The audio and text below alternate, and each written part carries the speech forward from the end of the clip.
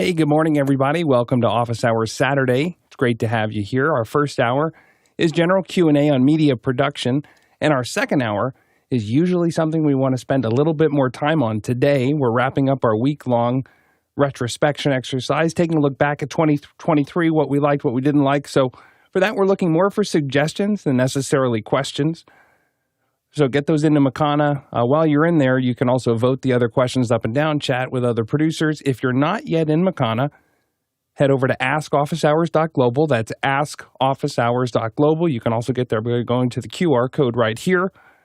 And there you have nothing to sign into, nothing to log in for, something like that. Just get those questions out of your head and into the queue in front of us. That's askofficehours.global. We do have a lot of questions to get to, though. So, Mitch, why don't you kick us off? TJ, kicking off with Bobby Rafferty in Central Florida. Bobby wants to know, Lensrental came out with a data about cameras and lens rentals for 2023. What's your opinion on the results? Go ahead, Alex. Yeah, it was pretty interesting. If we take a look at these here, whoops, I got the wrong button there. So if we look at it here, you'll see that there is a lot of Canon RF or R series. And what's interesting about that is that I think that what I read into that is that a lot of people aren't buying the lenses yet. They're trying to figure it out whether they're going to buy the lenses or not. So a lot of the strong rentals is mostly folks not like renting the camera as well as renting the lenses to see if it's something that's worthwhile for them. Obviously, you're seeing a lot of Sony. I do think it's really interesting that, Sony and Canon just kind of dominate. I mean, back in last year, you saw, a red Komodo kind of leak into there. But if you look at everything else, one of the things that's really interesting is the FX6, the Sony FX6, which is a great camera, kind of getting pretty high up there. A lot of people, not ready to necessarily, I'm going to guess that a lot of those folks are FX3 owners who decided they wanted a little bit more for some shoot, and then they were like, I'll get the FX6, and so I think that it's really interesting. It is amazing to look at the dominance of Canon and Sony in this area. And really, Sony wasn't, I think I'd be really curious to go back and look at these. I don't know if you've seen those historical things where they show the size of networks or the size of businesses over 20 years. It'd be really fun for Borrow Lenses. Just go back the last 10 years and just do those rankings and watch ones go up and down and in and out and so on and so forth, because it would be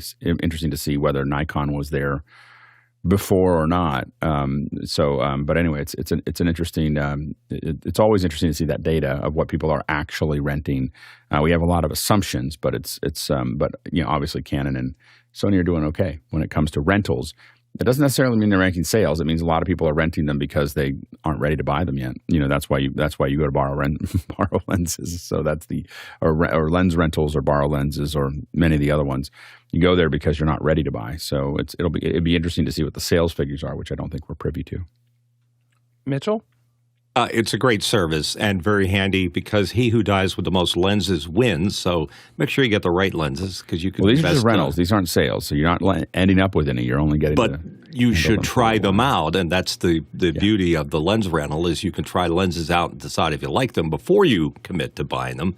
And the other interesting thing about the data that Alex just brought up is that it's also sort of a impromptu vote on the cameras that are more likely to be used, because if you're going to see E-type lenses, chances are Sony cameras are making making a shift in direction in terms of usage. So I like that data. It's very interesting. Chris? I'd like to point out it's only a rental if you return it. Yeah, and the thing is that I think it's one of the most common things that we do rent. It was good business for both borrow lenses and lens rentals to get into this, because it's a really, when you're doing production, it's a great idea to rent the lenses that you need. There's a temptation to buy every lens that you need, but unless you're going to use it a couple times a week or at least a couple times a month, it's not worth owning the lens, most of the time. Most of these lenses come in really good condition. The return process and the gathering process of these is really, I haven't rented from lens rentals, but I've rented a lot of stuff from borrow lenses, and they, it comes in a box that's ready to be returned with a return label. Like everything's all kind of set up. It's super easy to drop off. It's a very painless thing. And you might rent a lens that you would pay $1,500 for. You might rent it for $60, for the week or whatever. So if you're doing a shoot, you got to do the math. How many times do you have to rent that lens before before you bought it, and it might be 20 or 30 times that you'd have to rent the lens before you bought it. If you think you're going to use it that much in a year, then I would buy it. But if you don't think you're going to use it that often, it's great to have a big pile of lenses that you need rather than just the ones you could afford to buy. Mitchell?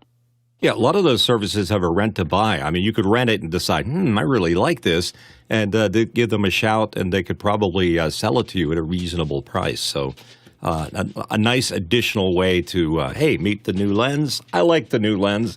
I'd like to be part of my family, so can I buy it? Next question. Next one coming in from Andy Kokendorfer from Vieira, Florida. Can you recommend a UHD 12G SDI HDMI Rec 2020 to 709 converter? Go ahead, Alex.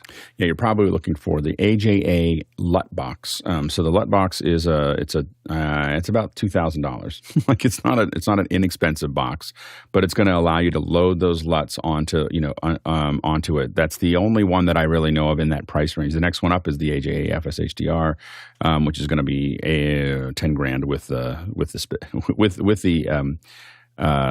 with all the bits and pieces that you need. You're probably looking at about $10,000. So at $2,000, you can put this in line with any camera that you want to make that adjustment, or at the very end, and it's going to allow you to load a LUT into it and then make that conversion. And of course, it does support 12G. So that's probably that's the one I know of. And then I did some searching, and I couldn't find another one that was a better solution. So I think that's probably it. Next question. Alan Scott, Fredericton, Canada. I'm going to need to run a long Cat6 cable for a temporary network setup. Is there a big stability difference between a 150-foot and 200-foot length? Alex? Not really. I mean, I wouldn't probably use a Cat6 at this point. I'd use at least a Cat6E or keep on going up from there just to make sure that you have a better cable. It's all backwards compatible, so a Cat7, Cat8 will all be compatible with your 6. But they're higher quality cables, and so I wouldn't use a Cat6. I'd probably do a Cat6E at least. But I don't think you're going to find. We run those very often at 300 feet. I don't go much over 300 feet. I switch to fiber at that point. They are a lot of them. You can get cables that are rated for longer than that, but I don't think you're going to have any problem between 150 and 200 feet with even a 6. But I probably wouldn't. I haven't used one of those for a while. Next question. Evan Truxell in Talent, Oregon. I'm looking at getting an 8x8 HDMI matrix switcher for an office hours-like setup, routing from multiple computers to 6 monitors and an ATEM Mini ISO. What are the must-haves? For example, web GUI, 4K 60 versus 4K 30. Any specific model recommendations? Chris, what do you know? Evan, I would step away from the desk. Be careful; you're going to end up like Alex if you're not, careful. So I meant my comment to be a follow-up to what Alex has to say, because he'll have something serious. But my follow-up, I'm going to do this in reverse order, like a J.J. Abrams show. Alex, my question is, have you ever done the math on what it would take to convert your HDMI system to all SDI, and have you ever considered it? So anyway, I want to hear what Alex says about the must-haves. The answer is yes, and I went halfway down the path of doing that. I bought an HD SDI Mini Extreme, and then I ended up using it for the Michael Krasny show. It never made it to the other side of that. So I have considered it. There'll be a little bit more latency and things. I don't think it would matter. I think that I probably at some point next year will probably convert over to SDI.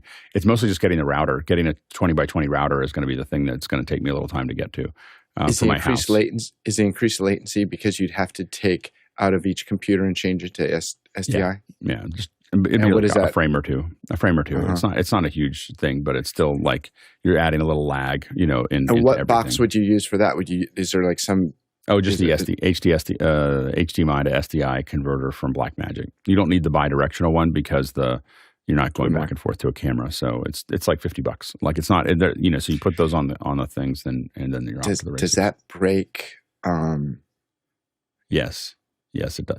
I don't know if it'll work. HDCP. Are we not supposed to even talk about that? I don't think it'll actually see HDCP. So I think if you give it something that is a non-compliable, if you give it an HDCP signal, I don't think the Blackmagic will actually carry that. I think that you need a cheaper Chinese version to do that. So anyway, the cheaper AVUs or AVUEs will convert HDMI to SDI. They will do the HDCP handshake and then hand it off to the SDI. So the Blackmagic won't hand it. I think the Blackmagic plays correctly, which means that will not. If you hand it an HDCP signal, I'm not 100% sure of that because it's when it comes out of a computer, it's a little funky. So, for instance, if I want to do a screen capture of YouTube TV on a Mac, when I do the screen capture, it'll be blank. Like it'll just be blank. If I push that same screen out to my, if I push that same thing out to a Pix 240, which does not do the HDCP handshake, I can see it.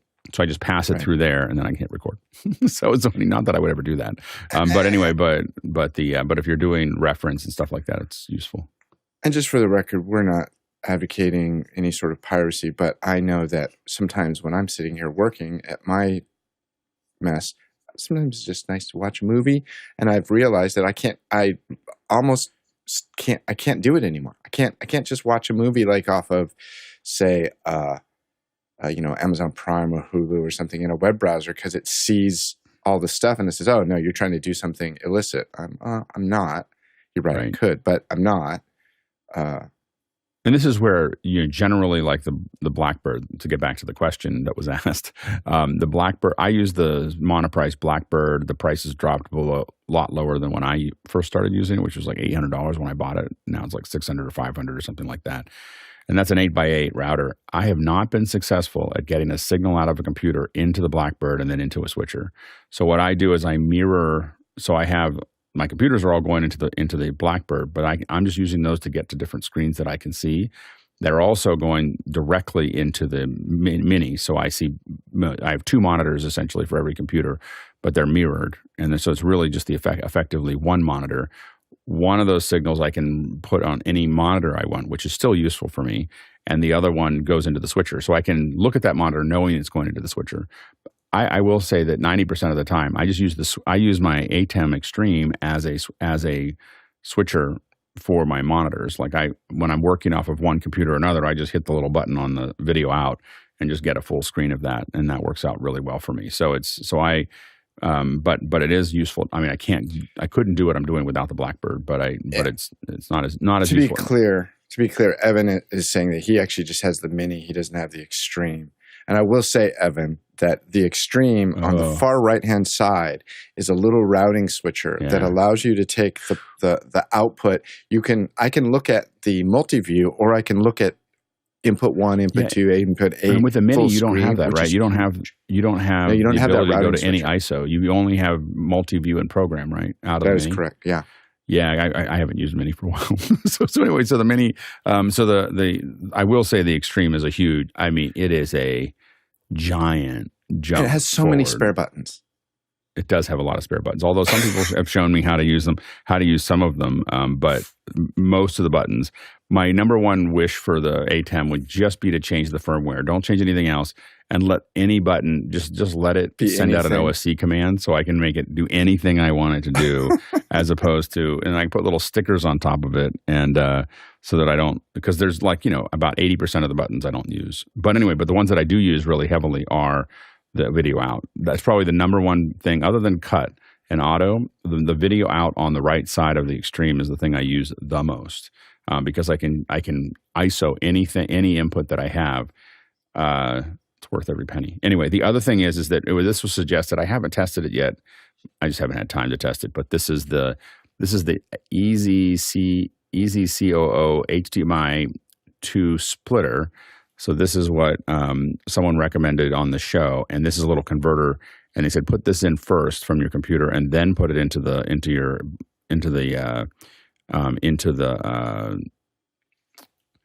Blackbird, and then the switcher will be able to see it. But I haven't been able to test this yet. And this has another EDID. You will need for the Blackbird. There. Chris has got a picture of the. So I just wanted to show Evan. These are the buttons we're talking about. This is a little routing switcher that allows me to switch between the multi-view, the clean out, the program out, or any one of the 8 inputs. And I will agree, I use these buttons almost more than anything else. And this is the rest of the crazy I would love it if those Alex buttons were bigger and the other ones weren't there. It would be great. I mean, that, there's so much room for buttons that actually are useful instead of all the ones that are not useful. I mean, there's so many buttons and I don't use any of them. I don't even know what most of them do. So anyway, maybe if I knew what they did, I would use them more often. We'll see. Apparently the clean button doesn't work on Chris's because his is rather dirty. Oh, it's filthy. No doubt, for sure. Todd, you had something to throw in? Yeah, Mitch stole my thunder. I was going to say that Atem Extreme is dirtier than mine in my wood shop, Chris. The other thing I would check out, if you don't have the Extreme that has the routing buttons on the far right, you can program the auxes in Companion. So if you have a Stream Deck and you pair that with Companion, you can make a little routing table of your own using it. But it doesn't say video out. It just says aux for the buses there. That'd be the other thing that I would check out. Next question. Next question coming in from Richard Royer in Barton, Vermont. This is referencing inkjet printers. Note for Alex, Mikah, while talking with Leo, said to remove the cartridges, place 3 drops of 99% isopropyl alcohol in each ink port and let it sit overnight. Repeat the next day. Do not use any lower than %. Go ahead, Alex. Yeah, I will try it. I just ordered it. I saw your answer there, and I went ahead and jumped into Amazon. I've got the alcohol is showing up tomorrow, so we'll. I guess I could get an eyedropper too, because I don't think I have an eyedropper, and I'll need one to drop the drops into the drop thing where it needs to go. I've got 2 Epson 2200s, one because one broke and I just bought another one and then let it sit for 2 years. And so I'm going to try to get both of them running because they both have the same problem, which is that the ink dried up inside of the system. So we will we'll take. They're expensive printers, so I would love to get them working before I went and bought another one at half the price, at twice the quality. The Epson ones have dropped a lot. I was doing research on it, and now they're a lot less expensive, and you can get ones that pretty much do the same thing. Because these are, I think they're 1200. I want to say 1200 DPI.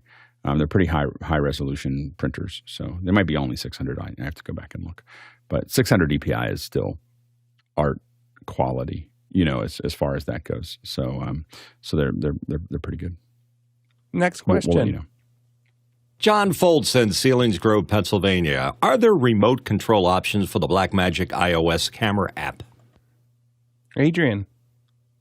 Yeah, at this point, there isn't anything that's similar to Filmic, but we'd expect it. But what you can do is you can get the Tilter Nucleus products. This is the Nano 2, and the firmware update for that came out this week, so that you can now pull focus, zoom, and hit record on the app, which is pretty cool. Alex? Have you done it? Have you pulled focus with it on the Blackmagic Camera App? Within about a minute of getting the firmware down, oh yes. How does it feel? How does it work? This is now a lab. Hook it up. Show us. I need to see. Right, give me a minute. I will. and while he's talking, I'll hold on. Let me see if I can find the cage. So what? I'm ready. So here's the cage that I have for this, and you'll see right here. We were talking about this, and Richard Levery had suggested this. He said that what you need is a NATO mount. So this is the let's see if I can cover my hands here. You can get it close up. But this is a NATO mount that is then mounted to the side of this camera mount.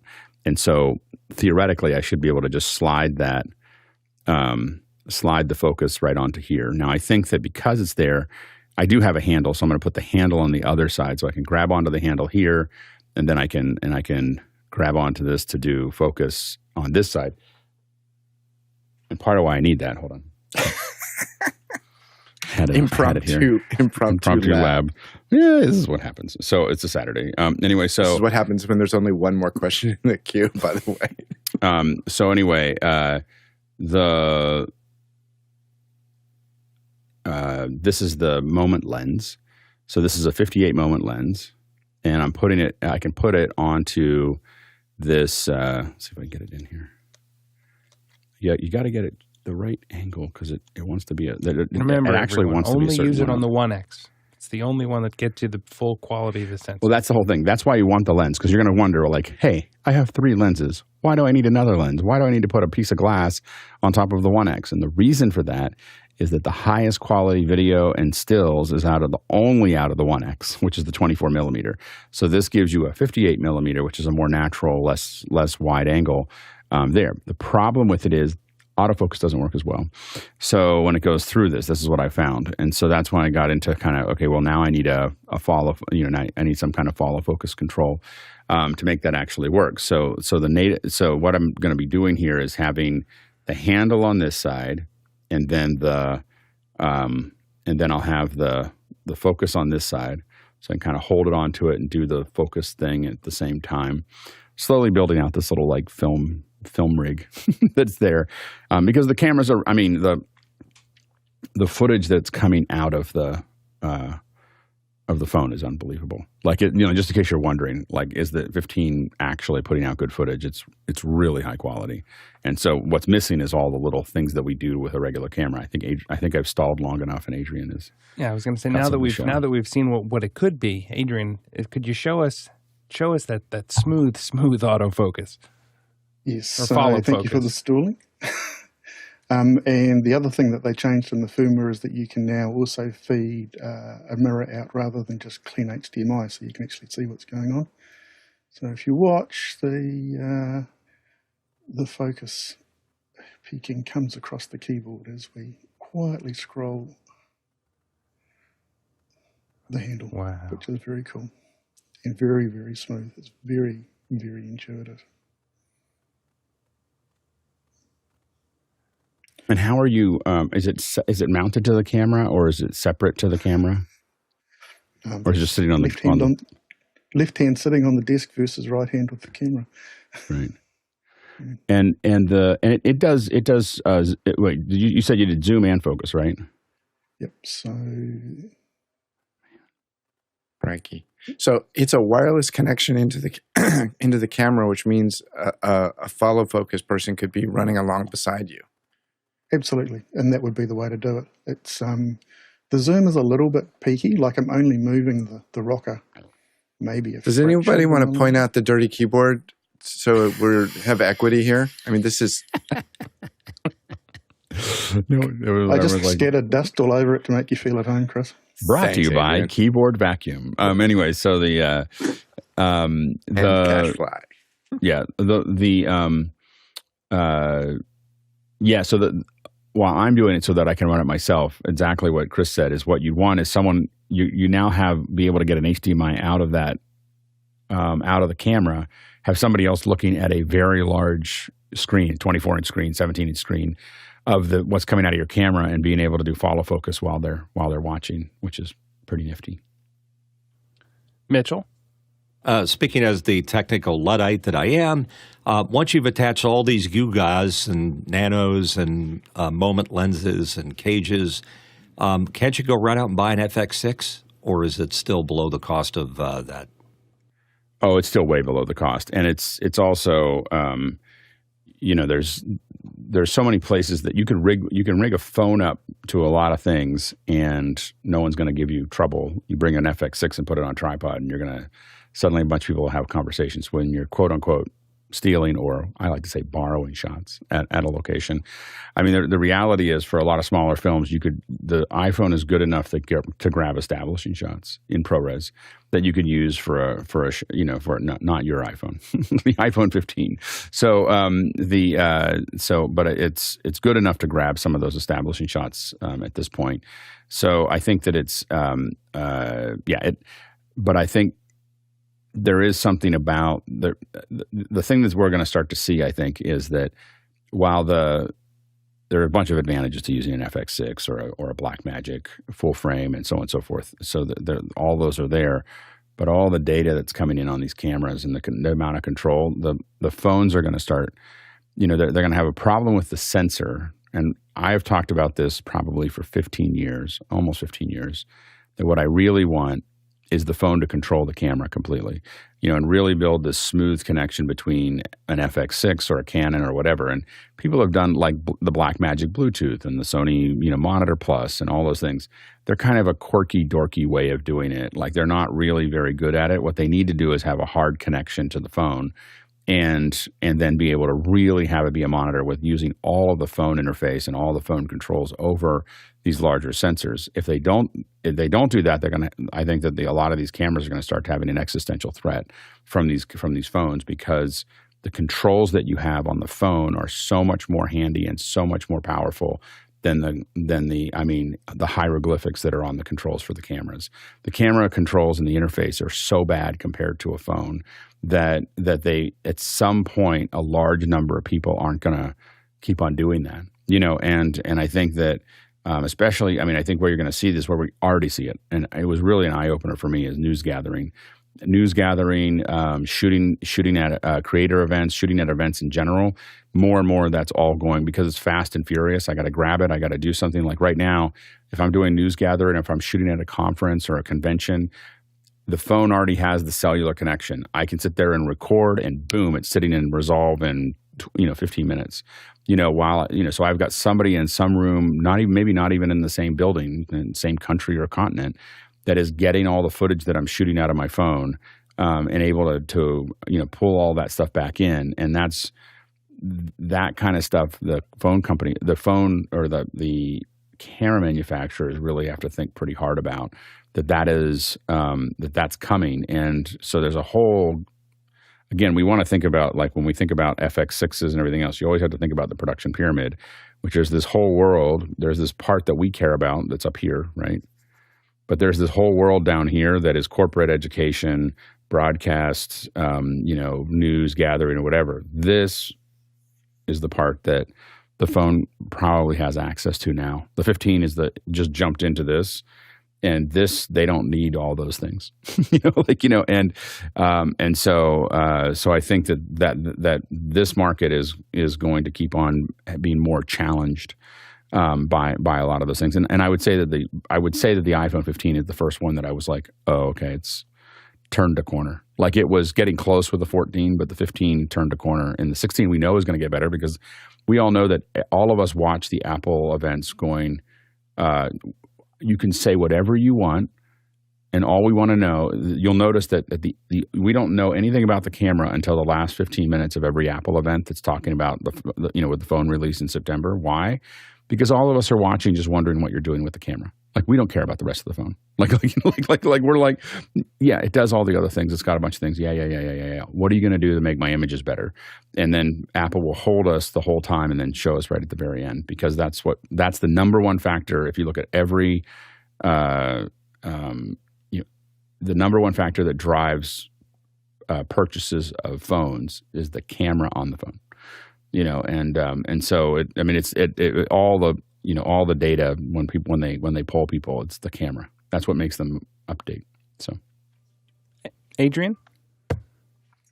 Yeah, Mitchell, just to your point, the Nucleus was about $500 US dollars, so under the price of the phone.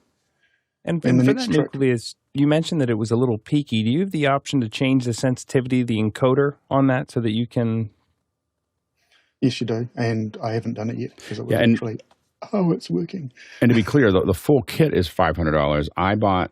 I have a Nucleus coming, the Nucleus 2 coming, and I think it cost me $180 or something like that. And I didn't get the handle, and I didn't get anything else. I was like, all I need is the little controller. I might decide I want the handle, and then I'll regret it. But I think it might have been $200 and some dollars, but it was not $500. It was definitely I would have balked. I would have been like, okay, I don't need that much. But I think it was like $279 or $179 or somewhere in that range. But it does cost $500. You got the handle, Adrian? You have the handle as well? No, just the kit with the motor as well. It's $500 NZ dollars. The motor. Thinking about it, yeah. Don't buy as much. Yeah, the motor is the. I didn't get the motor because I'm attaching it to a phone lens. It would be funny to see a little motor on the outside of a lens that was then attached to the phone, like the moment lens. The moment lenses need a little zoom that has or a little focus thing. That would be cool. I don't know why, but it would be cool. And the next trick. Sorry, go ahead, CJ. Adrian. The next trick for this is to go and sniff the Bluetooth and see what it's actually sending, because the camera app looks very, very much like Blackmagic OS. So I figure that it's going to be very similar to the API, which then opens up a whole range of possibilities. Yeah, absolutely. Mitchell, you had something to throw in? Yeah, in this Tilta ecosystem, can you use the Tilta Fizz with that also? That's the remote control focus pull. Yeah, the Nucleus M and the Nucleus Nano at the moment, I think. But I think those are the only two, because I think they're a newer protocol, or they're more flexible for a protocol. So again, the Nucleus 2 is the one that I ordered to test this with, and it should arrive next week. And while we're on the topic of This Week in Dust, for everybody's keyboards and ATEMs out there, if you're sick of the little bitterant that they throw into your compressed air, you can get one of these A10 little mini leaf blowers for your keyboard and mouse and everything like that. And by the time you're at 10 cans of compressed air that only worked for the first half of the bottle anyway, you're good to go. Anyway, We need to charge them for that. Like that was a great ad. That was now that you're waiting for it. We just have to have a big list of things, and you can buy it on Amazon, but use our affiliate code. Anyway, my wife's like, you spent $50 on a leaf blower for your desk? And then I said, yeah, but the compressed air just doesn't work. This is rechargeable. This is what you do with that extra cell in the grid when you have an empty grid, Alex. You put ads in it. For the office hours store. Recommended products. Alex loves this one. Yeah. No. I just hate dust. I looked at the dust and I'm like, No. Okay. I just want to say for the listeners, no one paid us. He's just talking about his blower, but we need to know what blower it is. It's $50, and I'm not getting paid for this. I just think it's nifty. Very good. Next question. And it inflates your tires. Next question. Next one in from Tim McMillan in Poughkeepsie, New York. The iPad app of Cinefex doesn't work on the iPadOS 17. Do you know of any workarounds other than keeping an iPad on 16? And do you know of an alternative publication of equal quality? This is a QR code question. Alex? No and no. So you're going to have to keep it on 16. I doubt that Cinefex is ever going to update it, because Cinefex went out of business. That's why they put everything into that digital version. It's a treasure. I have a big box full of Cinefex stuff that I still sometimes pull some stuff out and just flick through. For those of you who don't know what Cinefex is, Cinefex was something that came out, I believe it was about quarterly. It always felt like it came out when they felt like putting one out. Anyway, so but I think it was quarterly, and it was basically breakdowns of, if you think about all the extras that you see on a DVD or a Blu-ray, it was all of those things that were there, but it was these incredibly written articles with all these great behind the scenes, and they were kind of known in the industry. So, if you did a show, you expected Cinefex, if you did a show with a lot of visual effects, you would expect Cinefex to call and start talking to you about it. They had relationships with all the visual effects firms, and so you shoot images ready for Cinefex. And that was the big thing, is to get it highlighted in Cinefex. And so Cinefex for a long time was that, but over time, and definitely I think that I can't remember when I don't think that they went under. They were either went under during COVID or were on their way to going under when that happened. It was just it was expensive magazine to produce.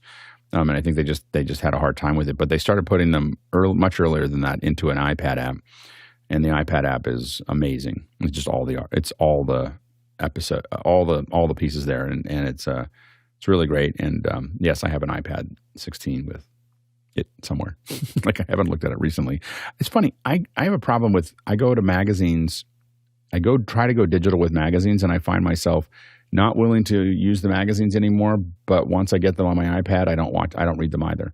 There's kind of this weird, like, the iPad isn't the right format for it.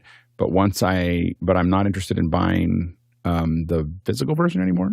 So it's a weird, and I think this is really, I've talked to a couple magazine executives, and they said it's a real problem that people are, like, the digital versions of the magazines are not doing well, but for some reason people get them. Like, I get a lot of them with Apple News, and I open them up, and I did find that there's one thing that I talked about on MacBreak, that I don't like serif fonts. I've learned that I do not like reading serif fonts on a screen. And as a result, I can't read any of the magazines, because they insist on using the fonts that came with their magazine, and they're all serif. And for some reason, it it's actually hard for me to read. It's taxing, so I don't. Mitchell? Now we know Alex's kryptonite. I lament the passing of magazines. I like the very tactile feel of it. That I'm an old timer, but I've noticed that they're getting thinner and thinner and thinner and thinner, and it's just to the point now where there's only 20 pages in some of these magazines. The beloved magazines like Mix Magazine and others are such a shadow of what their past selves were. And I guess people want you to be on digital. It costs less money to print it, but I really do like that tactile feel. I have I'm going to show TV tech has gotten really thin. Oh my goodness, razor thin.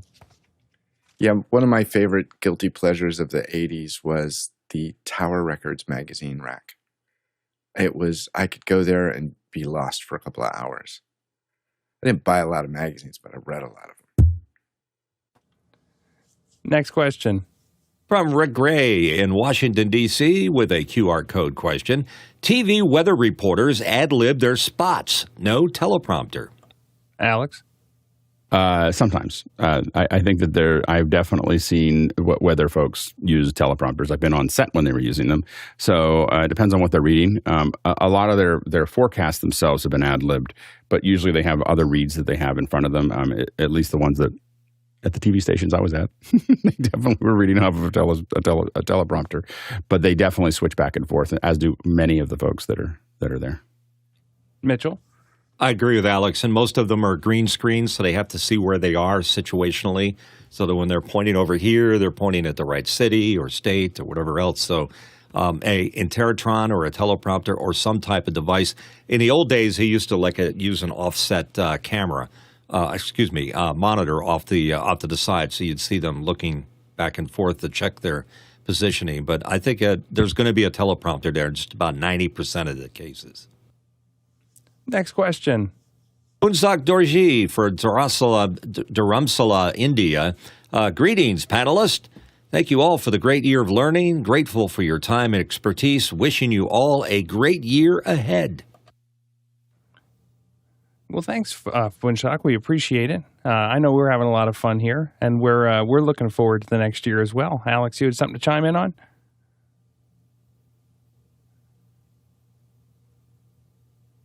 Oh, Alex? You're muted out, sir. I'm not sure what's going on there. That's okay. But anyway, like I said, thank you. Let's move on to the next question. All right, moving on. Evan Truxell in Talent, Oregon. Thoughts about the new Tyler Stalman Kondor Blue iPhone 15 clamp. Looks to be designed for vertical first video shooters, but still works for horizontal shooting too. Man, I haven't seen this one yet. When I see designed for vertical first, I get a little nervous because, hey, I mean, that's I know we don't want to get into the topics of religion, but I get nervous at portrait video just looking at it. But we're in the TikTok age. Go ahead, Chris. The thing I just saw this video last night. The thing I was most interested about what Tyler appears to have done is I see Tyler as a content creator, and that's a big jump. Did he engage with a company and design this, or did he just buy something? Is he just sticking his name on something that's OEM? It's an interesting business model. I think it's a little silly, but whatever. Alex, can you hear me now? Yes, sir. Okay. I spilled when I was trying to show that magazine really quickly before we went to something else. I spilled my tea on my 205, and I was very quickly taking the power off of it and turning it upside down so it still survives. Anyway, so this is the last time you'll see me sipping out of a cup that's opened. So anyway, so by the way, I don't usually go back because I had a technical problem. Funsak, thank you so much for your that we're really, really glad that we have provided this service. That's what we're here to do, is to be every day, be able to keep moving forward. So we really appreciate that. It was like the one I wanted to answer the most. And then, of course, I was sitting there trying to figure out why my phantom power wasn't working. Anyway, so with the Kondor has gotten pretty aggressive about partnering with creators. So I was at Film Tools in LA, And I was surprised to see there's a whole section of Justine has her own pink versions of. It's funny that it's pink because it's blue Kondor, but there's a whole pink section of accessories, little cables, and all kinds of other things that are all branded around iJustine. And so there's a whole little section there. So I think it's a great idea as far as pulling those together. And I think the vertical video thing I think makes sense for it does work in some places. So. Showing something that's expansive wants to be 16 by 9. Showing a person talking wants to be 9 by 16. Like it really does look better when someone's just addressing the camera to be 9 by 16. I would say that left to my own devices, I would typically shoot in 4K at 16 by 9 and then just center cut because I have a lot more control over that and I can always have the 16 by 9 footage. So I think that when we're stuck at 1080p, but a lot of creators, I don't think that sometimes, like when I talk to creators, I get really clear of how much they're producing. So we think, oh, you could do it that way and you could do a center cut. Blah, blah, blah. They're producing 15 things a day. Like, a lot of them are doing 10 or 15 things a day. They don't have time for that. Like they don't have time to do any of those things. They're punching out stuff and watching them use, especially like the native app within TikTok or CapCut or some of these other ones. They are just screaming through this content. And a lot of times one thing that's really interesting about TikTok is you'll see they'll put up 10 things and only keep the ones up that took off. So they'll do stuff that are many of them that are slightly different, throw them all in, and 5 of them won't take off. So within a day they've taken those down. And the one that took off they keep running. So they really have to be. They're producing an enormous amount of content. It's kind of stunning. Mitchell? Yeah, I love that Kondor Blue color. But don't forget, in addition to iJustine, our friend Gerald Undone has an excellent color of purple on his stuff. Next question. Dirk Brewer from Guatemala. Relating to buying rental lenses, how do you test that lens is still impeccably clean and the elements align? There should be a way to do that in an electronic test and not just visual, since one cannot be an expert to determine if they are okay. Go ahead, Alex. While you can buy some of these lenses from the rental company, I would never, ever buy a rental lens or any rental equipment. You have no idea where that stuff's been. You have no idea how it's been handled. You have no idea what's going on there. I would never buy anything that you cared about from a rental company. I watch how people interact with their rental stuff, and you should not you should never buy anything from a rental company. But you can, but I rent stuff out from a rental company. I make decisions about what I want to do. I sometimes rent stuff out and do things with it that I am not sure I want to use my own lenses for. and then I send it back. And then if I want to own it, I will buy a new one. And I will admit that I don't buy used electronics, and I definitely don't buy used cameras. And the reason for that is that there's just too many things that can go wrong that you can't see and can't be measured. So, for instance, the number one problem is moisture. So moisture will not kill your equipment immediately. It will not measure on something once it's dried out, but it's reduced the lifespan of that thing. And it's why, for instance, I oftentimes won't go and shoot stuff if it was my equipment. When it was my equipment, we rent now more, but when Pixelcore was my equipment, I wouldn't work outside in a humid area. I was like, it's like I don't do windows. I'm like, I need a tent. Sometimes I would supply it, but I'm going to have a tent with an air conditioner that's going to dry the space out. I'm not going to have my equipment I had one in Hawaii. I'm not going to have my equipment in Hawaii at 98% humidity sitting there for 3 days, because I know it's not that they will fail that day. They're going to fail sometime in the future based on that experience. And that's the problem with rentals. So I wouldn't buy anything from a rental house ever, especially not one that's more retail like Lensrental or borrow lenses. Mitchell? And Alex's point, my friend and business partner works at a large rental house in Philadelphia, and he does tell me horror stories of what happens to cameras and lenses in particular when they come back. Shims, they have to put a culminator on. I mean, all the mojo that tests those things out, and they can be messed up. And how many times they have to send a lens back to the factory to be reconditioned. I would buy them, but I'd buy it from a reputable rental house or leasing company or rental company that you trust that is going to put them through their paces before they send them out to be sold. Adrian? Yeah, I look very, very carefully at a lens before I put it on the camera, mainly because I watched one of my friends shoot the color run, which is a whole bunch of people throwing coloured talc at themselves, and he was fair in the middle of it with a bunch of rented lenses and rented cameras because he didn't want to use his own gear. And I saw the state of that stuff afterwards. And if you're buying, in another general note on buying used equipment, the other thing you need to be careful about is that most of the warranties that come with electronics or lenses or anything, they're not transferable. They're only valid for the original owner unless you bought it certified refurbished from a manufacturer. So if it does have a defect that's within the warranty period, but you're the second owner, that manufacturer is going to look at you and say, sorry, nothing I can do to help. So you do lose that protection. So buy new. Next question. Zach Stallsmith from Chautauqua, New York, asking, yesterday, an office hours beta app was mentioned that allowed folks to listen in to the show. Is there a test flight link to help test this out? Go ahead, Alex. Yeah, if you're in Discord, you can go into the Alex announcements at the very top and go up a couple. It's not that many. I don't use it that often, and you'll see a test flight link there that you can download, and that should be active. And download that, and it works great. It had a day or two of expiring, but it's been updated, and you'll see a couple more updates before we release it publicly. But it's working great right now, and I don't know, we have more and more people listening through it, so definitely check it out. Next question. Josh Kaufman from Pittsburgh, PA. What is the best iPhone software to take advantage of the LiDAR capture and ranging? And what applications are best done with dedicated hardware? Alex? Yes. Yeah. So it's a slightly different thing. So there is LiDAR capture, which is going to be capturing using the LiDAR system to capture models. I would say that for larger spaces, Polycam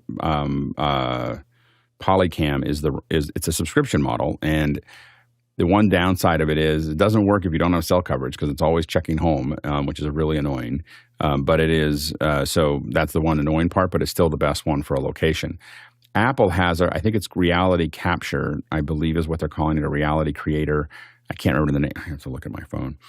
But they have their own for object capture, and it's the best. Like, Apple did all the extra things. So if you want to capture an object, then you want the Apple capture if you're on an iPhone. I don't know as much about Android capture tools, but on an iPhone, the Apple capture for objects is probably the best one that I've seen so far. And the Polycam is the best one there. As far as ranging goes, there is an app, and I think I was just organizing my tabs, so I'm not sure if I'll be able to find it really quickly, but there is an app that let's see if I can find it really quickly here. That is that allows you to trying to find it real quick. There's an app that does ranging for the Blackmagic camera. So it basically connects to the Blackmagic camera and uses your phone's LiDAR to do the autofocus. But you have to mount your phone next to the camera, and then you sync the camera's distance up, and then it starts to work. And so that's the I don't remember what the name of the app is. I haven't used it that much. It seemed like a lot of work for that. So I didn't go down that path. But those are the two. When you start using dedicated hardware, I have a BLK 360, which is kind of entry level to hardware, and these things start at like $20,000, and there's a couple of them that are $5,000 or $6,000, but they get pretty expensive. Those dedicated ones are, as you start to go into those are ones where you really need the accuracy, and also you're going to do a lot of captures, and they're more than 25 feet away. Like the ceilings are more than 25 feet away, or what you're trying to capture is more than 25 feet. The 25 feet is about the limit of the LiDAR on the camera. So then you start going to hardware, and then you can do multiple captures to make that work. So those are, that's the next step forward in that process is getting a piece of hardware for that. And you can also rent that hardware for about $1,000 a day, or you can hire someone and they'll capture a whole space for you for $2,500. so anyway, I hired, there's a company, Crosspoint, I think, and I just hired them to do a location for me in New York. And I just said, here's the location. And they shot 10 images of it, or 10 scans, and then they compiled them all into what's called an E57, and then just delivered me the point cloud. And I do admit that was cheaper than me flying out with my own hardware to get it done. So those are other things you can look at as you kind of scale up in that area. Next question. Pedro Gonzalez in Oklahoma City, Oklahoma. ATEM Mini with a 4K 60p output and a chip that can handle all the HDR formats. Could this be the upgrade we've all been waiting for? Alex? It is, but we're going to have to wait a long time. The chances of us getting a 4K ATEM Mini is almost zero. Not zero, but almost zero. And the reason for that is I think that if we look at Blackmagic's rollout, they really kind of started to separate the what they're doing. So the 8K, I think they came out a little too fast because they don't have any 8K cameras. And so I think that was part of the big problem that they had there. I think they would have had more 8K work if they had come out with a camera that could deliver that, but they didn't. And so I think that their 8K HyperDex and many other things are probably got a little ahead of the other hardware. But they've also backed away, I think, from 4K. And I think part of that was because, just a lot of stuff is still done in 1080p. I think that the chances of we might see HDMI, but I think that in the minis, I don't think you're going to see any HDR, and I don't think you're going to see any 4K. I think they are looking at like, hey, if you want 4K, you're going to spend a little bit more money. And so they have their Constellation range that is in the more expensive ones are sitting in 4K, and they're having you pay for that because for a while they were trying to make it as inexpensive to do 4K as possible, and people like me did buy into all of that and loved it. But I think that they've learned that still 99% of the market is still doing 1080p, and so I think that they've really built. If you look at how the line rolled out, the chances of them creating a consumer version of a 4K switching system, is I think pretty low. I think that they're going to assume that you're going to want to spend more money and buy one that's more integrated. Mitch?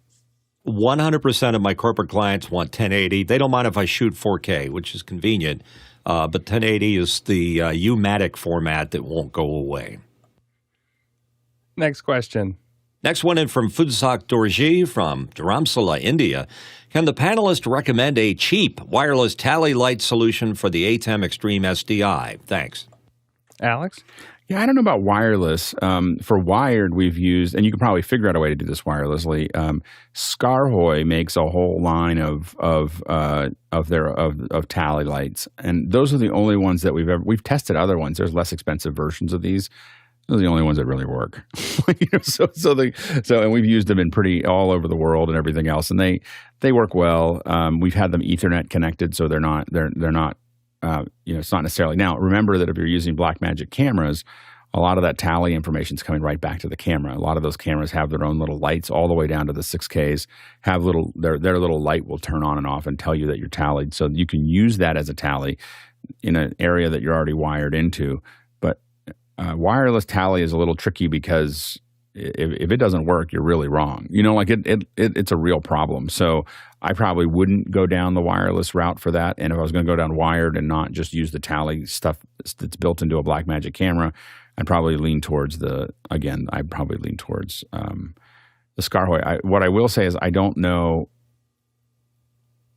how you would do that from a Atem Extreme. We use the GPIO out of or there's a converter box actually there's a converter box that we use for the tally for the larger Atems. And so I'm not entirely sure how I would do that out of an Extreme. The information's there. So theoretically there could be some kind of, the other way that you possibly could do it as a wireless, this would be a little bit of a art project. Usually when we say art project, it's not meant in a nice way. There's a lot of art projects that are good. But when we say art project, it's going to be, what that means is it's going to be a lot of work. It's going to kind of work, and it's going to, and you'll always be tweaking it. And so that's the technical definition of an art project in production.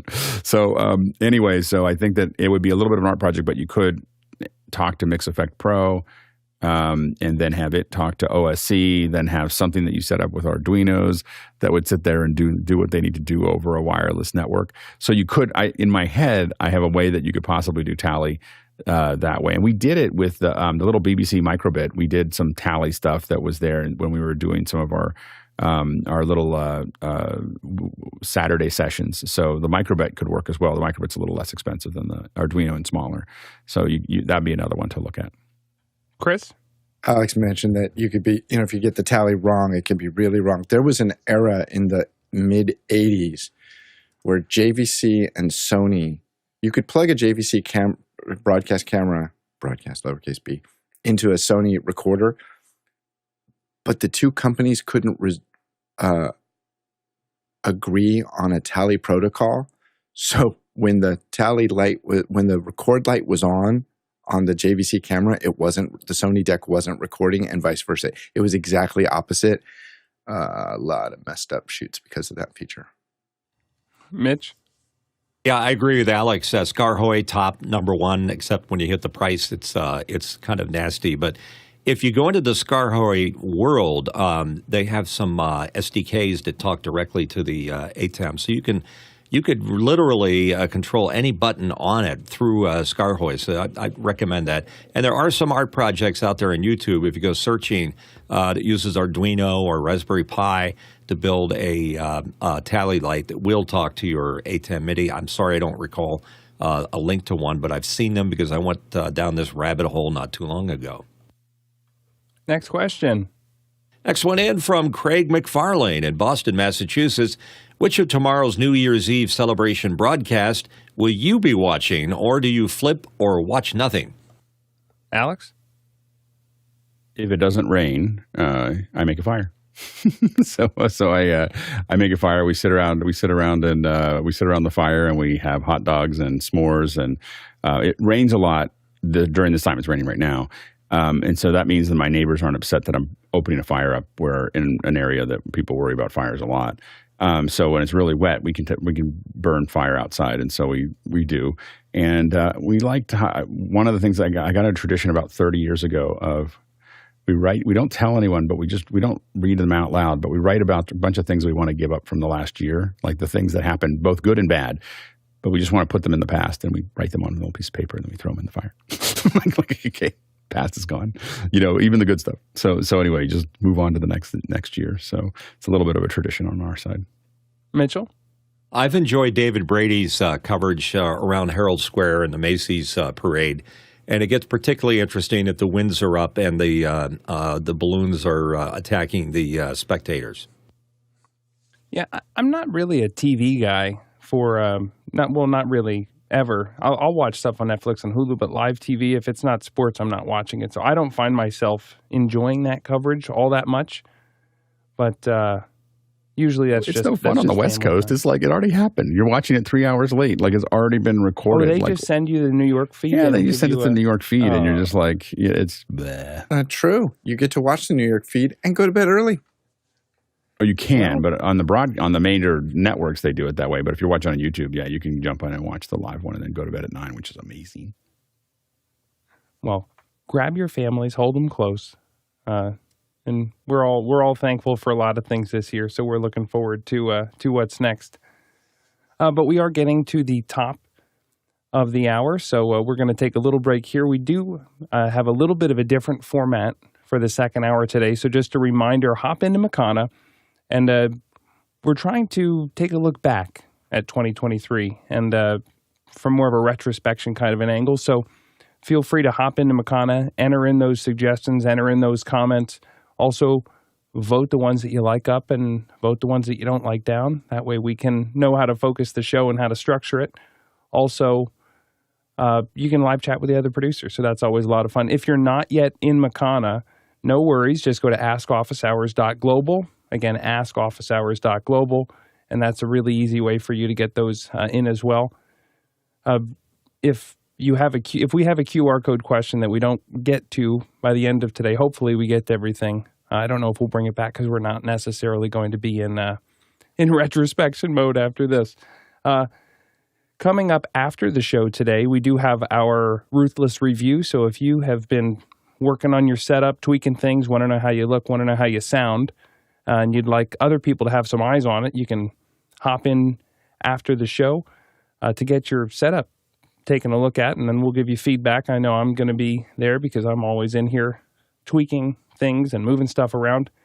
And then coming up next week, we're going to be exploring the future, right? We spent this past week looking at the past. Next week, we're looking into the future and exploring trends for business, for graphics, for audio, for video, for infrastructure, all of our different verticals that we're in. So now that we've wrapped up looking backwards, we're excited that we're going to be looking forwards.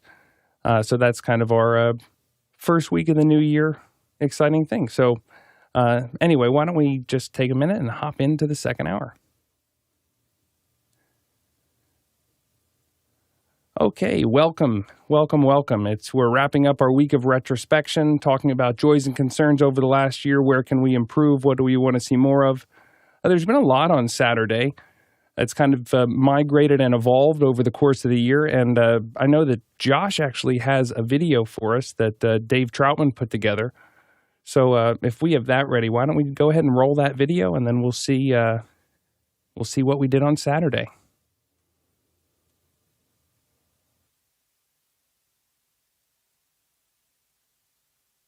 Chatting about AI, distance tutoring, storytelling teacher and learner, one learning community, how to make a video for the classroom, a presenter's survival guide, burnout recovery mindfulness, flipped classroom, student anxiety, universal design with Laura Thompson, class reunion 3-year anniversary, parent involvement in education, continue the accessibility conversation, working with PDFs, pedagogy wheel, working with subject matter experts, effective assessments, pedagogy wheel with Alan Carrington, future of education, the AI lesson plan, show and tell setups for educators, disability awareness and etiquette, interpretation and translation in production, mobility accessibility, neurodiversity, cognitive disabilities, and mental health, audio description with Joel Snyder, disability inclusion in employment, accessibility, IBC Live Show. Wow, that's a lot. That's a lot. Saturday's been quite the animal. So while we're talking about what we want to do, or looking backwards, I wanted to actually bug Alex for what's the vision for Saturday? In terms of, can you talk a little bit about where we were and then where we are, where we're going? Yeah, I mean, Saturday's gone through a lot of different permutations. And so in the early days, Saturday was what we called the long day. So we would go 7-8 hours. So there'd be mini sessions. So these, what we think of as kind of these workshops or labs, were done on Saturday, just one after the other. We'd be talking about Final Cut, then we'd be talking about Photoshop, then we'd be talking about, at one point we built a Raspberry Pi. So there was a lot of different things that we did on Saturdays. One of the things we did, and it was mostly in Zoom, not broadcasted at the beginning, was the education hour. So a lot of teachers during COVID were trying to figure out how to do this, and so we wanted to give them a space to do that. And so we did that for quite some time, and we've done education. We've had you see the great education stuff we did this year, as well as working with accessibility, and I think that it's been a great place to do that. I think that one of the things that we want to make sure of right now as we kind of make our system better, and we're trying to figure it out, is both of those were a little bit of a lift, on our end as far as what resources we had to support those. And so, especially with accessibility, it was groundbreaking. Like what we did for 6 or 8 weeks or whatever was really, really groundbreaking. And we really moved a lot of things forward. At the same time, it's the biggest lift we've had for any show during the week, because we had real-time interpreters and a lot of extra hardware there. And I think that what we found was that we were really, really excited that we did it, and we learned a lot doing it. But we would also be we knew that we probably can't sustain it until we get a little bit more resources under. It's something we're going to come back to. We just need more resources, on our end to be able to support it effectively. But I think that one of the things that we're doing as we and looking back, I think that there are so many things that will keep on that will inform things that we do. Like, for instance, we were talking about iPhones and so on and so forth. A big place for iPhones is K through 12 education. A lot of the teachers are out there shooting the little video footage that they need for their classrooms are being shot with their iPhones, and then edited together and thrown up for the classrooms. And so those are the talking about building content for the classroom, I think is important.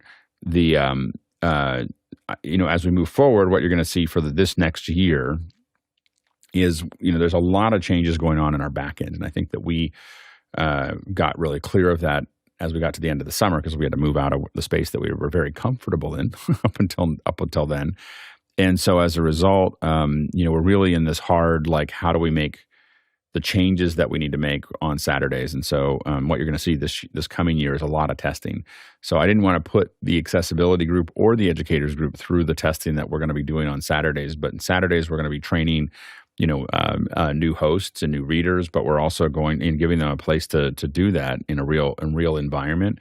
But we're also going to be testing production in the cloud and more HDR production and other, lots of other things. And you're going to start to see us kind of get much, pushing things forward, to explore, possibly doing it all in software, doing it all in, those types of things. And so Saturday will be maybe a little bit more hectic than other days, because we're looking at things of how we're going to build the infrastructure that we move forward with, and I think that it's integral to the improvement of the show. We realized that we needed a day. Sunday is our backup day. What I mean by that is that we're using Zoom's production studio, and we're learning how to use it so that if we ever had to just go back to Zoom for a week, because we're doing something or whatever, it doesn't look like that's going to be an issue. But if we ever had to, we knew how to do it. And we realized we just didn't know how to use Production Studio, and we're still learning the ins and outs of Production Studio. And so we needed to know that we knew how to do that. So we're going to use that every Sunday throughout 2024. And then for as far as getting to Saturday, you'll see us experimenting with HDR, experimenting with cloud, experimenting with software, setting up the new hardware systems, so on and so forth, to really play with what we're doing so that we have somewhere that we can constantly be retooling. So that's really where we're going with Saturdays as we move forward. And then was it 8 weeks or 10 weeks? How long was the HDR 5.1 test? I think it was about 8 weeks. I think we did about 8 weeks of it. And of course, it was done quietly. So what you're going to see this year is us just doing it, like just turning it on, and there'll be an HDR feed that gets knocked down to SDR. I was doing the HDR test in parallel to the show. A lot of times you didn't see me on the show because I was off doing the parallels, capturing HDR and seeing what that looked like and so on and so forth. And we think that we have a pretty good handle on it.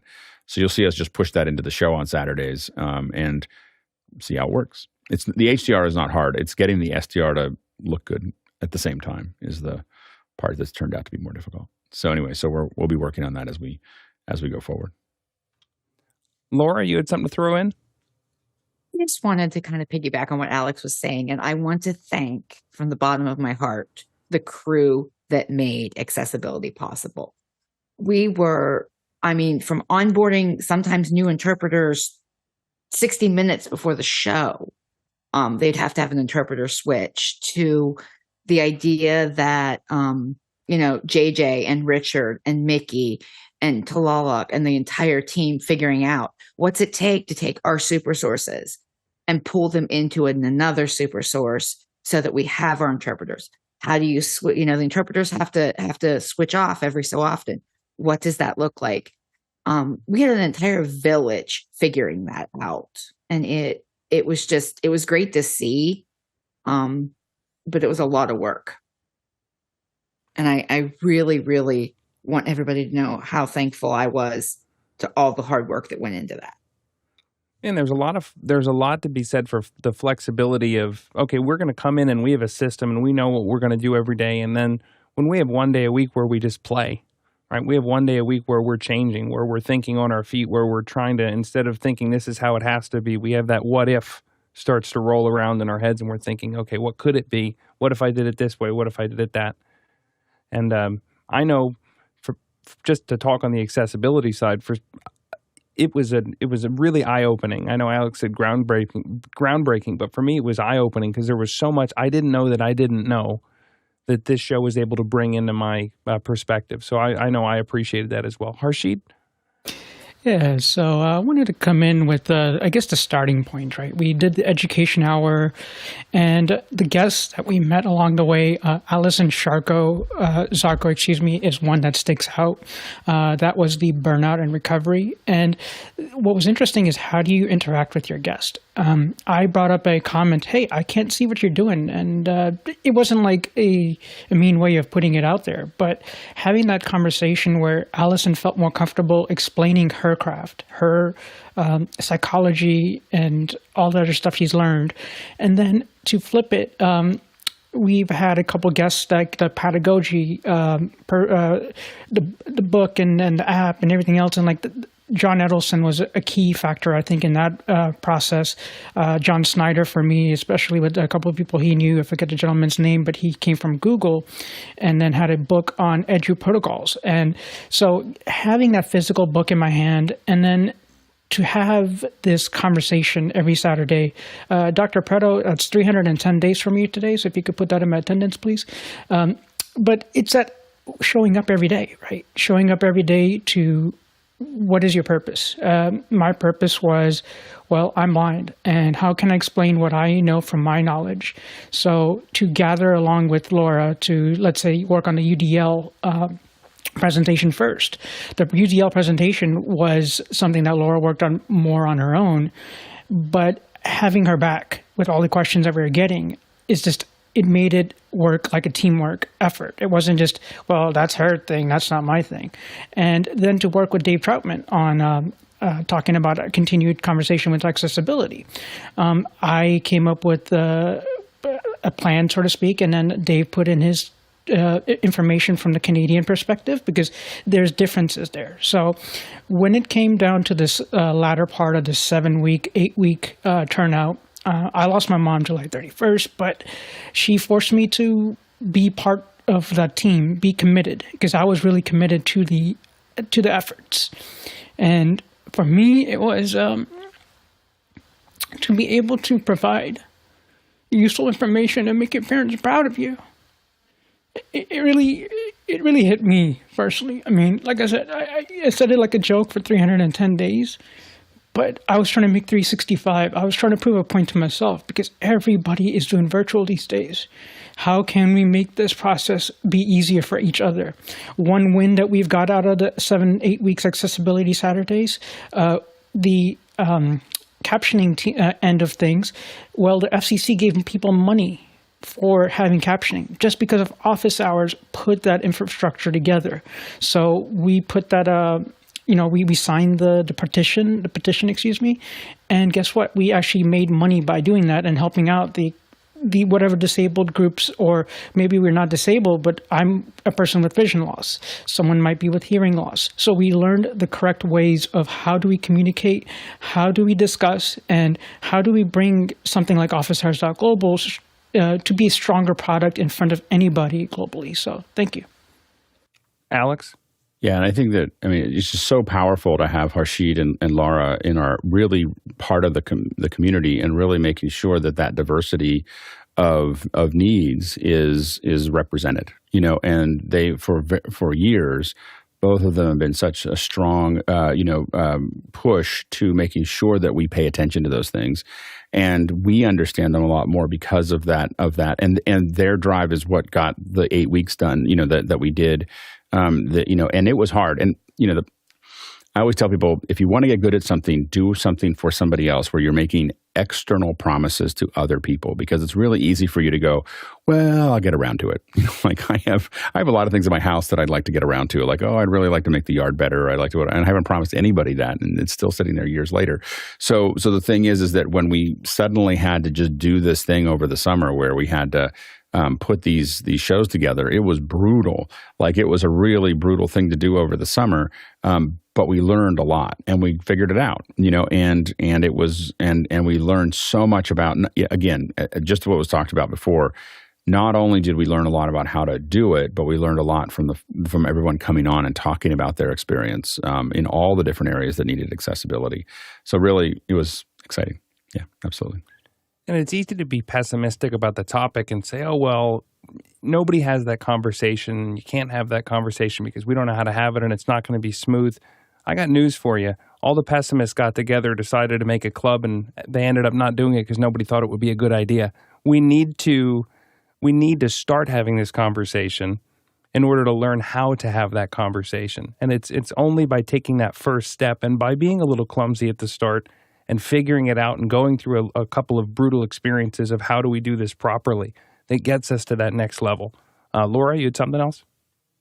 And I just wanted to, I forgot one of the other things that was super, super important to that was Cindy's actually here on the panel today. And there was a point where we had so many new people coming in every Saturday and the names were changing so fast. I put a document together and I literally pushed it out. This is who I'm expecting.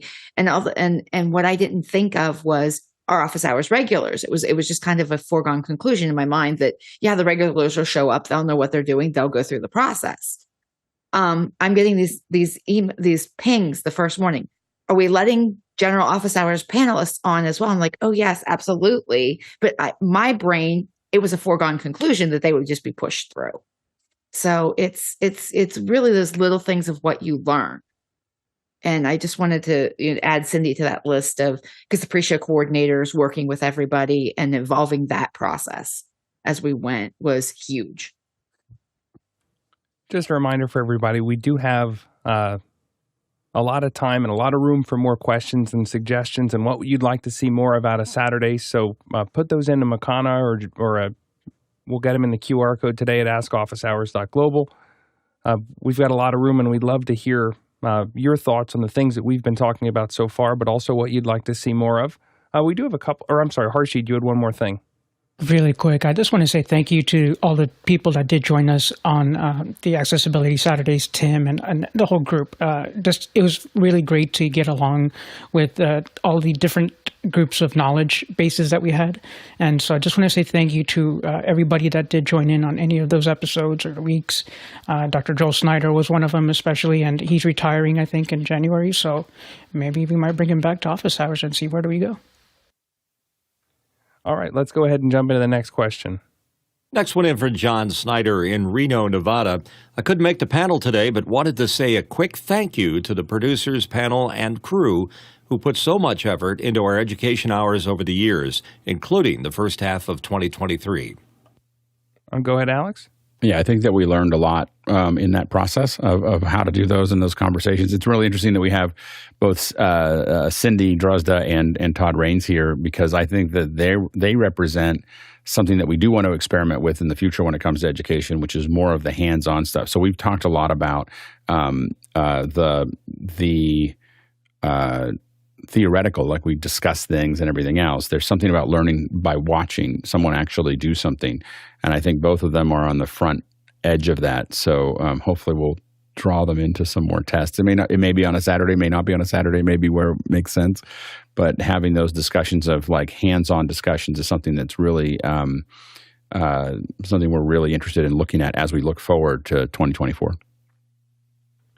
Next question. Vic Hernandez from Springfield, Missouri. How about addressing the iteration process? Iteration to meet production needs through iteration to exercise creativity. Alex? Yeah, I mean, I think that one of the many reasons that we do office hours every single day is specifically because of the iteration. It's that if we had done office hours once a week, we would have evolved 1/7 the speed, maybe a little faster, but not much.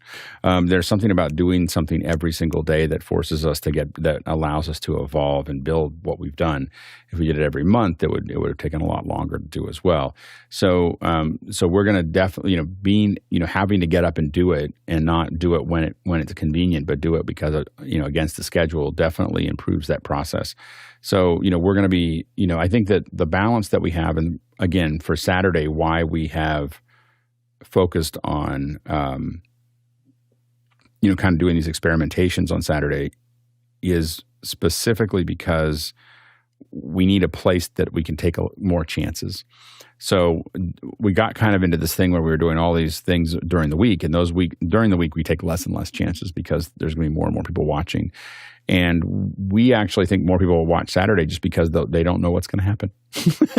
we're gonna do something, and it may work, it may not work, but I think that having that unknown allows us in telling people up front, hey, we don't know. We're going to take we're going to take chances. We're going to be doing, we're going to go places and do things and try new systems and everything else. I think that that's going to be important. And I do think it still affects, if we look back on a lot of these things, these experimentations will affect education, will affect a lot of other shows, will affect a lot of things, but we have to have a place where we can keep stretching. So you'll see us do that on Saturdays. The brain is as much of a muscle as anything else, and your creativity is. So our ability to do it every day, I just want to second, is huge in our ability to advance, and we're able to. The only way that we're able to get good at having a conversation or doing HDR or mixing the show in 5.1 is if we have a chance to, be a little messy and get and exercise that creativity. So. That's I don't think I've been on the show twice and had either the same background or I've tried to make the camera look better. We're trying to get better every single day. Next question. Dave Troutman from Edmonton, Canada asked, I think the Accessibility Month was a real eye-opener for me. I do hope there are ways to include more of these feature shows in the next year. Laura? I think Alex and I have talked a little bit about this, but I think we just need to work it in where it makes sense. One of my first recommendations would be in July, there's the anniversary of the Americans with Disabilities Act. And I've really been thinking a lot about maybe seeing if we get Sherry to come back and give us an update on where their advocacy efforts are with that. And but the accessibility shows are hard because of the interpreters and the time and effort and resources that go into that. And we're committed to not doing a show about accessibility without those shows in particular being accessible to everyone. Mitchell?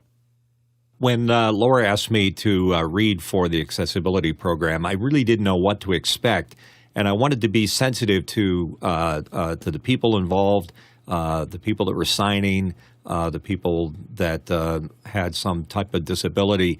And I got quite an education for myself. I'm only speaking for myself about the proper way to refer to somebody, the proper ways to speak around them. Don't slow down. Don't do this. I mean, all of the things that came into it. And my advice to anybody that would think, well, I don't have an accessibility issue, so why should I be on the program? Oh, by all means, you should be, because there are so many things you're missing, and you can become educated too. So I thank Laura and the team for putting it together and asking me to be involved in it, because I got quite an education from it, and I'm sure you can too. Harshid? Yes, Dave. Thank you for giving me the opportunity of pulling me in on one of those features as we have done in the past. So I think the best bet here is just ask us some more. And I think the rule here in Office Hours Global is basically this: if you have an idea and you can make it work, put it to work. So why not give it a shot again with what else do we want to learn from it? And I think that if you wanted to, for anybody, go to YouTube and type in Office Hours Global and then accessibility as those 4 words. Find out what episodes are out there. And if we need to fill up that little niche of episodes just for us, why not? Alex? Yeah, and one of the things that we're talking to a lot of partners with is that we do plan to take what we learned from last summer try to apply it to all the shows. So eventually the idea is that the shows will all have that. And so it just takes us time we learned a bunch of things. And what we're looking for now is, as we go into 2024, how do we get funding? How do we get the resources in place? How do we get all those other, whether it's captioning or interpretation or all the other things that somewhere in the future, what we're trying to get done, if we can get the funding and process. And I think the funding's out there, by the way, for accessibility, especially when it comes to R&D for accessibility. I think there's it's just a matter of us getting to the right people, where the show not only is in HDR and 4K and everything else, but there are feeds that are multi-language and interpreting, and captions and everything else. We're really kind of pushing the outer edge of what's possible to kind of go everybody else to follow along. So we're, that's part of why we're here, is to keep trying to push the envelope in as many directions as we can. Next question. Craig McFarlane from Boston, Massachusetts, asking, I really appreciated when educators and trainers came on and compared approaches to their production aspects without it overshadowing the purpose of educating. Go ahead, Todd. Yeah, so I'm not a regular panelist, but I've been on a couple of times. I'm a wood turner, same as Cindy, and so our, I guess, educational perspective is showing and demonstrating wood turning across Zoom to people across the world. And I have a certain production setup that I use based on the ATEM Mini and several cameras, and Cindy uses vMix. So there are different production techniques that we use, and it's really made it kind of nice to have that difference between us, because we can help and troubleshoot other people doing this stuff as well. So we've tried.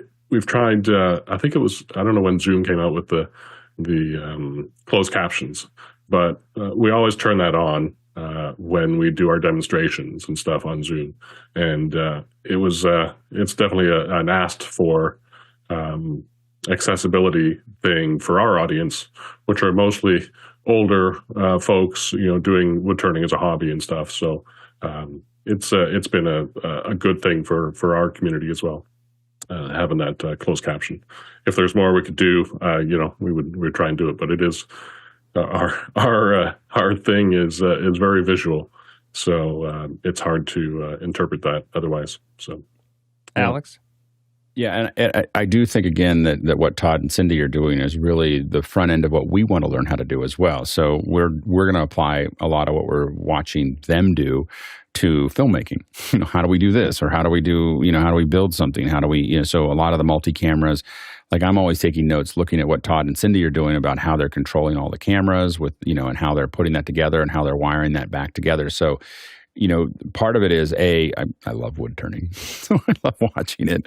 I haven't done it for many years. I'm threatening to get a lathe just to work with Todd and Cindy on it, just so I can follow along, and then we'll start really creating some shows where I have to remember all the things that I used to do.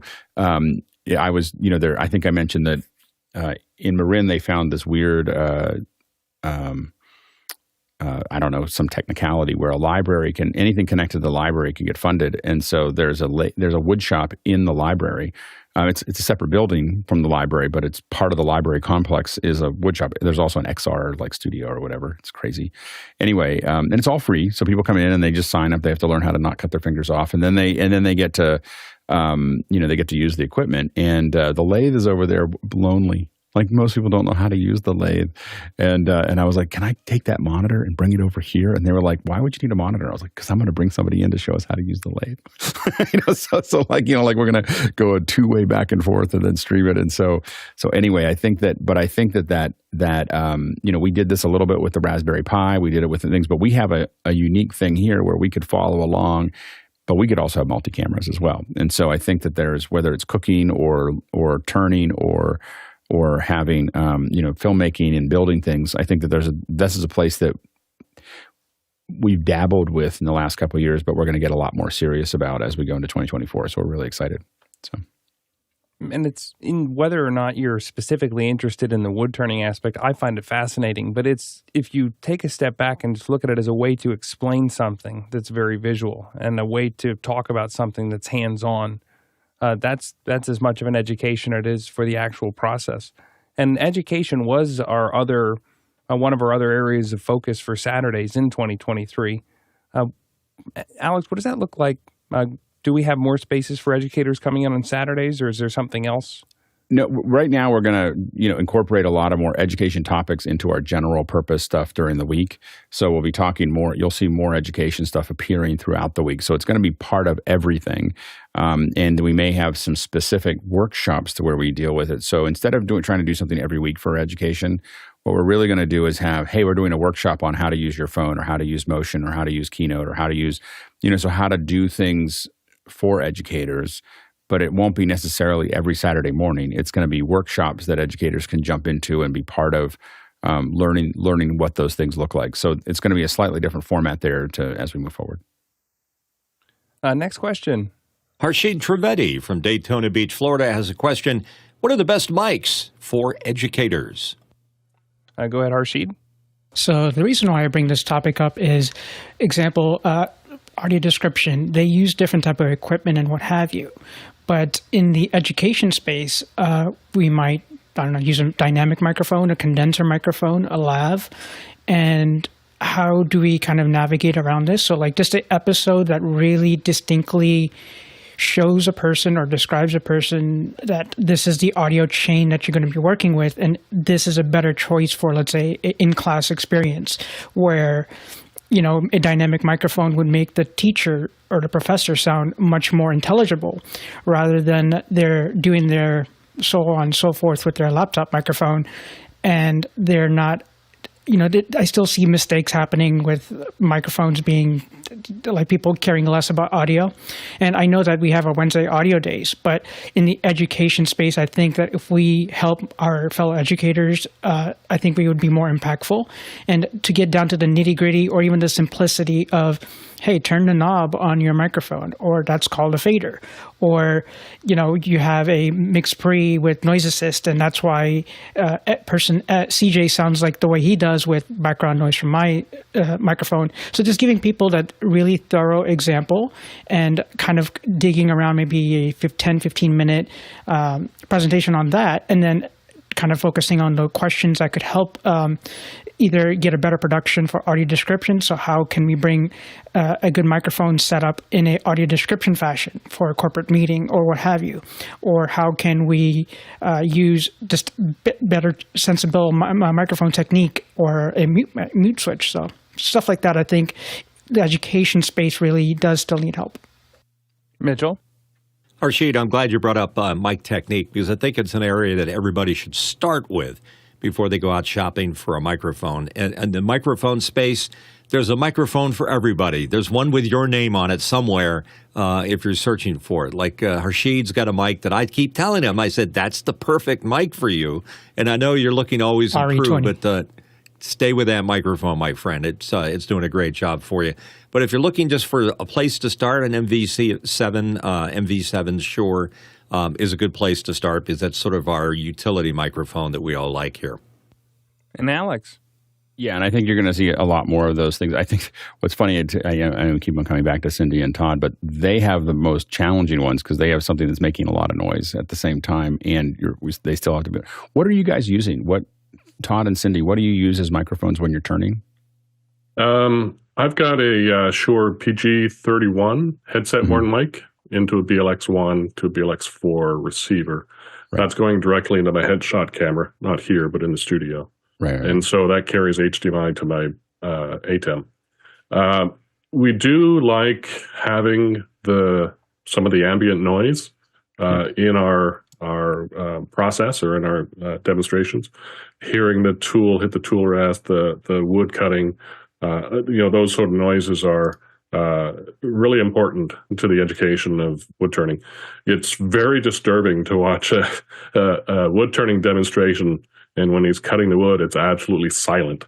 And and do you have a separate mic for that then that you're mixing in? No, it's just coming through my. Let it go through. Yeah, just let it go through. Yeah. I experimented with that at first, and it does not work because both mics pick up from both areas a little bit, and you end up with just a horrible echo. But I'm really wishing I could work on I use a cardioid mic, so it's directional, to hopefully get a better balance between my voice and the machines. And the mic is right on my face because I have to move around a lot. But I'm looking into how can I balance, maybe turn down the lathe sound sometimes. Right. But we need to keep it, like Todd said. It's part of the experience. Yeah, absolutely. Next question. Next one in for Josh Kaufman in Pittsburgh, PA. The 2023 IBC Live Show was hosted on Saturday. It was great to have an international flavor in covering these events. What events may we cover on the weekend in 2024?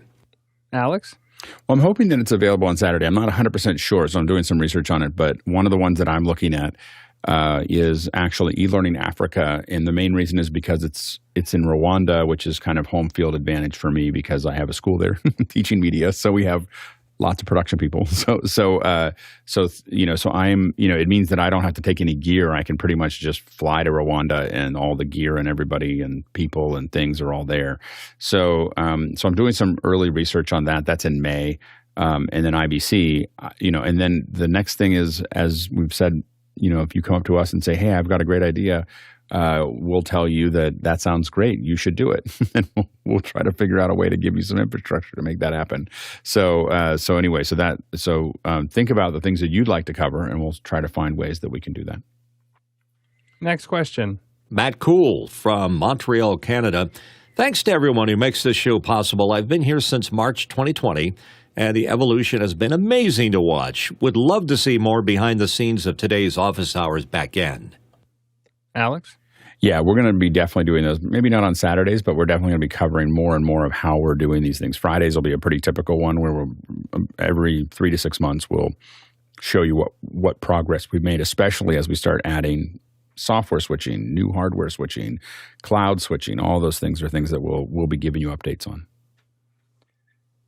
I went onto Downey, and I downloaded a bunch of old office hour stuff so I could watch on a plane ride recently, and I was just shocked when I saw the quality of some of the earlier shows, and I thought, oh man, that must have been right April or May of 2020. That must have been really early. And then I looked at the date stamp on it, and it wasn't that old.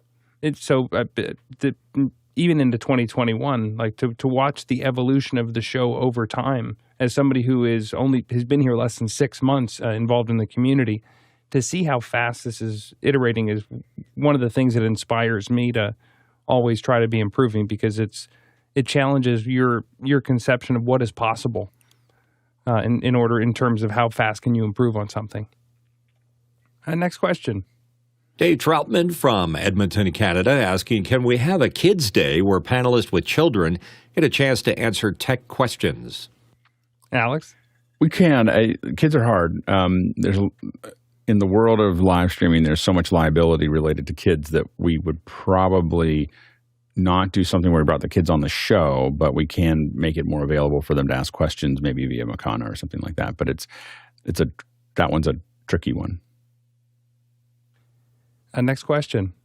Zach Salsmith from Chautauqua, New York. Saturdays is usually the only day I can attend the entire show while it's live. So I've always appreciated the insights, surprises in a good way, and people that are on the Saturday shows. Alex?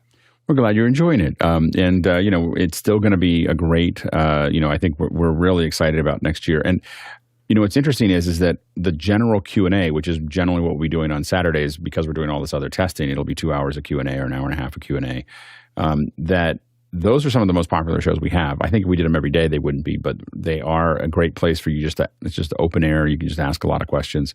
And so I think it's going to be a great 2024. Next question. And Dave Troutman from Edmonton, Canada again. Can we do something with a museum which is employing interactive tech for touring the displays? Alex? Not only would I like to tour the displays for museums, I would love to work with them on some of those things, because I feel like they're still only scratching just the surface of what's possible on these, when it comes to interactive. we proposed things a decade ago of people being able to walk in with their phone and we know where you're at, or you scan a QR code and it plays back the videos and everything else, and we still haven't seen any of that. So that everyone's like, oh, that's a good idea. And there's a bunch of business models and there's a bunch of other things that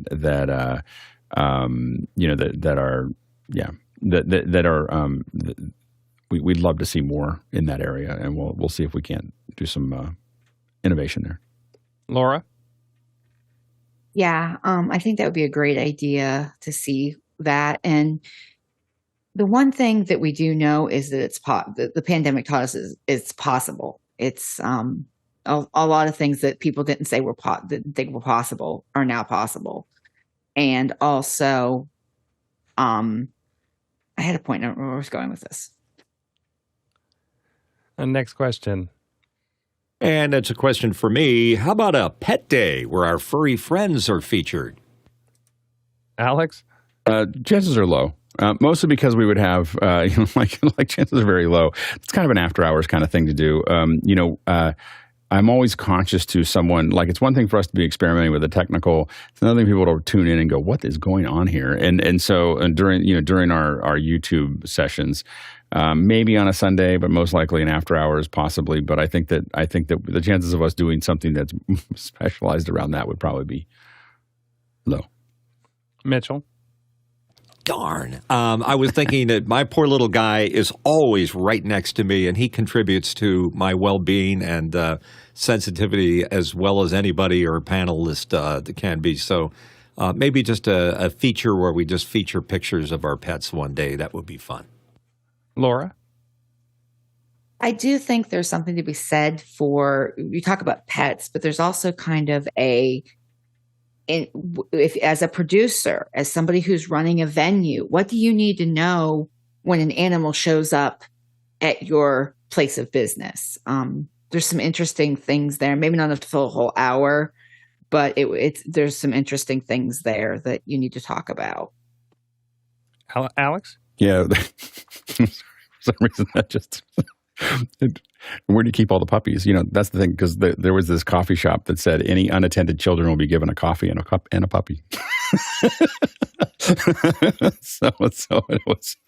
So that was that way of saying keep track of your kids. Anyway. Next question. Hashid Trivedi from Daytona Beach, Florida, bringing back Shannon and Dr. Hasmukh to cooking and adding more people to the mix. Rashid? Yeah, so definitely, I don't know if it was end of last year to the beginning of the year that we were doing the cooking stuff quite often. But just having that whole, it was a great Super Saturday, put it that way. And to learn new recipes or to learn what different ethnic spices might be. I remember we did something in transition with after hours, but to have that on an education Saturday, so it's kind of fitting the bill of education from coming to the show, but then at the same time, we are learning from the new ways of new toys that we have and technologies to do a cooking show. Alex? We're definitely going to be doing cooking in 2024. I still believe that it's one of the biggest markets for us to crack as far as figuring out good ways to do it interactively. I'm talking to some folks here about, there are some, I've been at farmers markets talking to folks that do CSAs and do stuff like that. And so, and what I've been talking to them about is, hey, everybody got all this food. They don't know how to cook it. Like we should do something together where we figure this all out and figure out how to cook what they just got last week. So, we're definitely thinking about that. And I definitely think that it's a massive market to crack. And I will say that the cooking that we did do, with Damayanti, specifically has changed the way I cook. I mean, I didn't think much of it when I did it, but I now eat almost no meat. like it was effective because I learned how to make all of this great stuff with vegetables, and that was I think part of her secret intention in writing her book was to show that you could have a lot of really good stuff without having to add meat to it. And then I got so good at cooking that based on the stuff that I did with her that I suddenly realized that I just wasn't interested that much in it. I was like more interested in the spices and everything else, and kind of moved away from that. So I think coming back to that would be a lot of fun to talk to as well. Next question. Ronny Hofsøy from Tromsø, Norway. Could Saturdays be the equipment day, where we discuss the internal workflow and how do we do it guides? Alex? I mean, that's really a Friday thing. That's where we're going to put a lot of those Friday sessions of how that, again, Saturday, one of the things that because we're testing and training and doing so many other things on Saturdays throughout 2024, we're actually trying to keep the show as basic as it can be. Now, we may test things like, let's take the live view out and do those things because we're getting ready for something, and Saturday be the right day to do it. But oftentimes those will be their own workshops or extra sessions or something like that. What we're trying to do is keep the Saturdays kind of at an even keel. So those, as we go into next year, most of the Saturdays are going to be a straight Q&A, for 2 hours or as long as they last. And that's fine because what's happening underneath it is a huge amount of turmoil, of us testing new systems. I was just talking to some folks about some cloud production we're probably going to be experimenting with, not only doing software cuts, but using things like VizRT's Vector and so on and so forth. And that will begin most likely in areas like workshops because they're a little easier to manage. But at some point we're going to go, let's try Vector for Saturday, and see how that looks. And so those are the kind of things that we're going to, you'll see more experimentation with how we do the show, but we'll do less things that require us to come up with something new. We want to keep that as straight as we can, so the other things can happen along the way. But near the end of one of those hours, we might just break up. Okay, here's what we're doing today. These are the things we tested. This is the thing we figured out. I think adding that to the end of it, to your point, Ronnie, would be great. Of just talking about this is what we were testing today. You may have seen some glitches. It may have looked great. Let us know. But that's what we're going to be kind of working on. Okay, well, another Saturday is in the books. We've got a lot going on today after the show. It's a special Saturday because it's that usually about once a quarter time where we get 5 Saturdays. So hang out at 9 a.m. Pacific, noon Eastern for the Ruthless Review. Thank you to everybody who helped make this whole week, the video production crew, the editors, between Dave Troutman and Josh and those whole teams, and getting all of those thumbnails to really just look at the massive, massive amount of topics that were covered. I mean, if you look at 7 days a week of shows over and over and over again, it's truly something to marvel at. Also, thank you to the panel for showing up today. We appreciate everybody. You guys make it possible with your perspective. The back end crew who's waking up early on a Saturday, making sure that we get us in here, and then also to our audience. Who helps us drive the show, helps give us feedback on where we want to take it. Very exciting to be a part of all of this. On the Tlaloc Traversal today, we traveled 67,000 miles. That's 108,000 kilometers, which is more than 533 million bananas for scale. We'll see you in after hours.